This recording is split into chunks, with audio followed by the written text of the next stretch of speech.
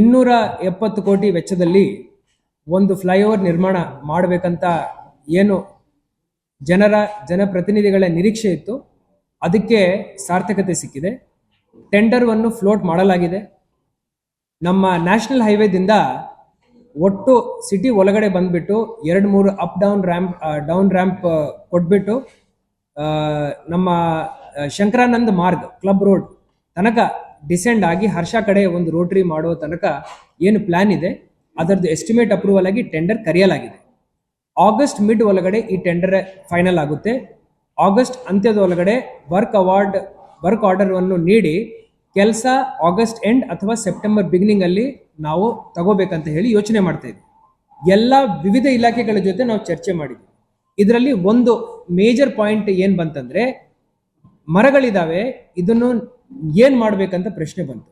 So total 220 ದೊಡ್ಡ girth ಮರಗಳು ಏನಿದಾವೆ, bauxite road expansion ಮಾಡುವಾಗ 35 ಮರಗಳನ್ನು ಟ್ರಾನ್ಸ್ಲೊಕೇಟ್ ಮಾಡಿದ್ದಾರೆ. ಈ ಸತಿ ಎಲ್ಲ civil society members, environmentalist, forest department officials ಹಾಗೂ ಜಿಲ್ಲಾಡಳಿತ ಎಲ್ಲರೂ ಒಂದಾಗಿ ಈ ಮರಗಳನ್ನು ಟ್ರಾನ್ಸ್ಲೊಕೇಟ್ ಮಾಡಲಿಕ್ಕೆ ನಾವು ಪ್ರಯತ್ನ ಮಾಡ್ತೀವಿ. ಟ್ರಾನ್ಸ್ಲೊಕೇಟ್ ಮಾಡಿ ಎಲ್ಲಿ ಅದನ್ನು ಮತ್ತೆ ಪ್ಲೇಸ್ ಮಾಡಬೇಕಂತ ನಾವು ಒಂದು 5 ಕಿಲೋಮೀಟರ್ ರೇಡಿಯಸ್ ಒಳಗಡೆ ಸರ್ಕಾರಿ ಜಾಗಗಳನ್ನು ಹುಡುಕ್ತಾ ಇದ್ದೀವಿ. ಉದಾಹರಣೆಗೆ ಯಾವುದೇ ಕಚೇರಿ ಆವರಣ ಇದೆ, ಹಾಗೂ ನಮ್ಮ ಮನೆ ಆವರಣ ಇದೆ, ಅಫಿಷಿಯಲ್ ಕ್ವಾರ್ಟರ್ಸ್ ಆವರಣ ಇದೆ, ಓಪನ್ ಪಾರ್ಕ್ ಲ್ಯಾಂಡ್ ಇದೆ, ಲೇಕ್ ಸುತ್ತಮುತ್ತಲ ಜಾಗ ಇದೆ, ಐಡೆಂಟಿಫೈ ಮಾಡಿ ಕಾರ್ಪೊರೇಷನ್ ಕಮಿಷನರ್ಗೆ ನಾನು ಟೈಮ್ ಕೊಟ್ಟಿದ್ದೀನಿ.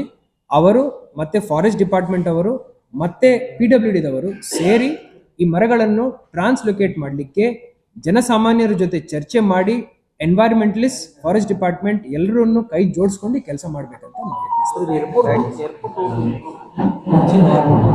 ನಾವು